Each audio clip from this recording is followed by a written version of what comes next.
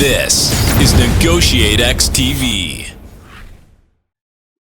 Well, Aram, this is definitely going to be a different episode than we have obviously been planning. It's been a pretty difficult week, I think, for a lot of people, and specifically a lot of veterans and current service members who have served in Afghanistan with everything that we see that's going on. And I know that we weren't planning on doing a podcast episode about this. However, we both kind of agreed how it's been a big part of our lives, and I think that's something that we wanted to talk to today. We definitely wanted to keep it partisan neutral, not getting into the politics aspect of this, but trying to definitely frame everything around the negotiations context. So first, my sincerest kind of condolences to what the Afghans are going through, our partners who we have worked with and built relationships with over the 20 years, and then to all the sacrifices that both us and our NATO partners and our allies have all experienced in Afghanistan with losses. I mean, many of y'all don't know this, but Aram and I have a dear friend by the name of Drew Ross. Drew served with Special Forces in Afghanistan, and Aaron taught both me and Drew in the same class, and we lost Drew in 2018 to an IED in Afghanistan. So the sacrifices from all of our service men and women have definitely it's just been difficult to watch, I think, for everybody to see the progress we've made and to how fast it kind of seemed to go away. So again, in keeping this in negotiations context, I'll turn it over to Aram to kind of weigh in on some of this. Yeah, Nolan, thanks. And there are people that have been talking now for a couple weeks when this finally comes out, who are probably more articulate than both of us, and I would say too that you and I both have multiple deployments to Afghanistan, and so our hearts and a huge part of us are there, and Drew and others who gave their lives there. Are always with us. I would start my comments the same way that you did, which is I have tremendous grief for our Afghan partners and friends who have risked so much, who invited us into their homes and their offices, who trusted us, and many are now in great harm's way. And I've been in contact with some who I know feel, and I think rightly so, betrayed by what's happened over the last couple of weeks, and by inaction, and really it's more than last couple of weeks. But I just when I was there on my second deployment in 2010, I wore a patch, and on that patch it said Shona Bashona, which meant shoulder to shoulder. And we were meant to be serving side by side with our Afghan partners, and we have not followed through on that. So, and there are some, as we look through this, there's going to be probably some negotiation things we can observe. So, tremendous pain and sorrow for the Afghans, and we are working. There's a lot of work being done. And I will say that one of the things that's made me proudest about our community of veterans is the actions I have seen taken after the American veterans who have been on, who are doing everything they can, working with different agencies and organizations to get colleagues and friends who are in danger out of Afghanistan right now as the Taliban takes over. The spirit of we don't leave anyone behind is strong within this veteran community. I'm grateful for that. And, despite the fact that our politicians and many American people may not be living up to the commitments that we made, I love to see that our veterans are. So, Yeah, so that's kind of a just an initial piece. I've talked to a number of folks, how they're doing. Um, you were there, Nolan, for 4 times. Um, what can you tell me about the relationships that you built with Afghan partners?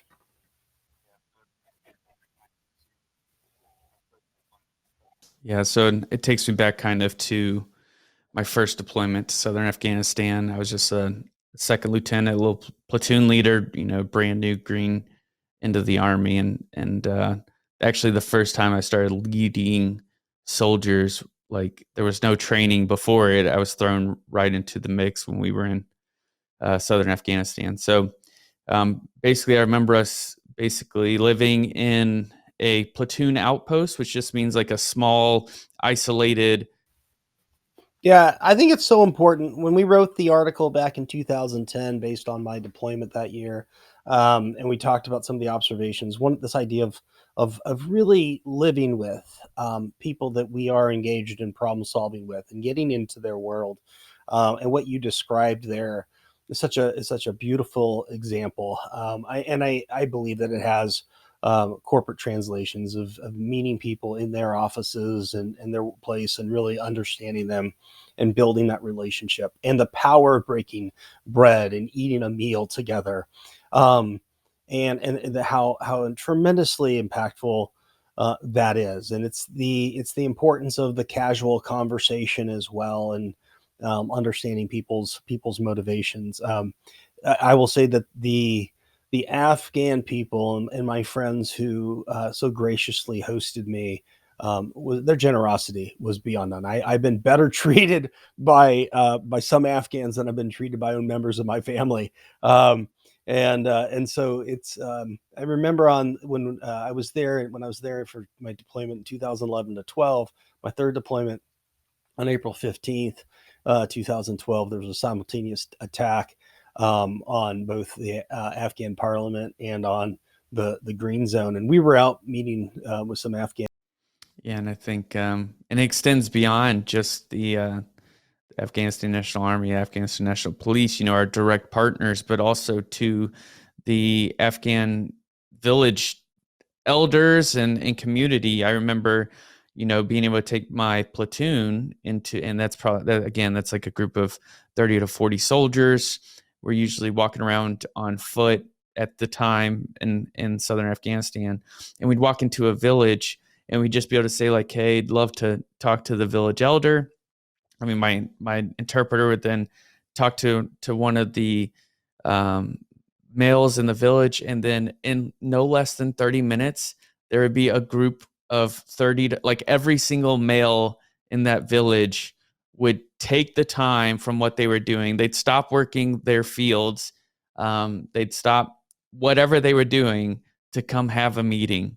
And we would just really just talk and see how everything was doing. It was nothing of I didn't have a specific agenda, and but for them to just do that, it just shows the amount of I mean, literally the um, where I'm trying to go with this. Um, just yeah, I mean, yeah, care, the concern, the engagement. I mean, there's a narrative out there which we have talked ourselves into now, over the course of 2 decades, which is the Afghans didn't want us there. Um, and again, that's not consistent with what you're describing, Nolan. With where there were these meetings and gatherings and discussions, and there were and then taking those and actually taking action. I mean, uh, there was genuine relationship and trust building, despite the fact that throughout the 20 years, the we had senior leaders, yeah, of both political parties and of different backgrounds, constantly talking about how next year we're going to leave you, and you think about what that creates in terms of the dynamic for a relationship. If I were working with a supplier or a client and say, "All right, I'll stick with you one more year, but next year we're breaking this off. Next year we're breaking this off," and you do that for 20 years, and you truly affect the psyche.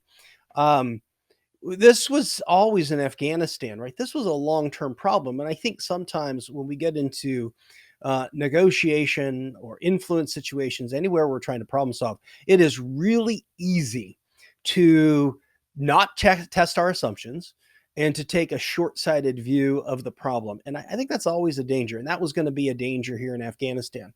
And the work that you're describing was with a long-term focus, and I think service members understood that this was never going to be a quick fix.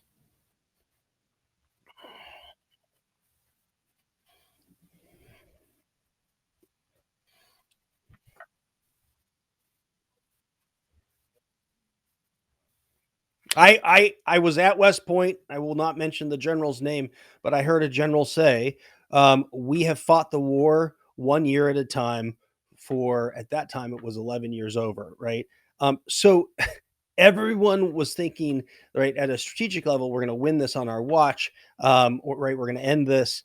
And there was no long-term perspective. There was no patience, which I find ironic given what I've seen us do in other parts of the world where we have committed. I mean, in North Korea, or sorry, in South Korea, um, the Korean War ended in 1953, but there was not a democratically elected government until 1987. We were patient. We remain patient there today with tens of thousands of soldiers deployed to South Korea. How much money have we invested there? Um, there again, it goes back to the perceptions that we have fostered versus challenged. It goes also back to what our strategy was there. The conversations we were constantly looking for the 6 month, 9 month, 12 month measures of success versus looking at longer measures of success, and that affected the way we engaged with at a strategic level and helped our Afghan partners resolve issues that go back decades.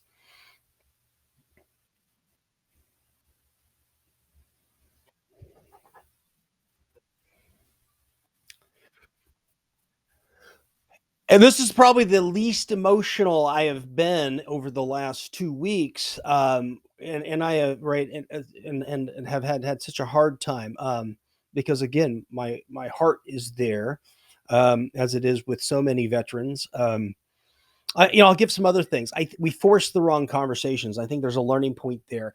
In our negotiations, are we having the right conversation? In Afghanistan, we've tried to force that. We tried to force them to have conversations about where Afghanistan fit into the global picture before we had them um, engaging more effectively with each other, the internal within the different tribes, the different parties, then regionally how they fit within the unique place, which, by the way, I think from an American perspective, where Afghanistan sits in the world, there was all the need in the world to establish and then reinforce the strategic partnership with the country of Afghanistan, because where it falls and who its neighbors are.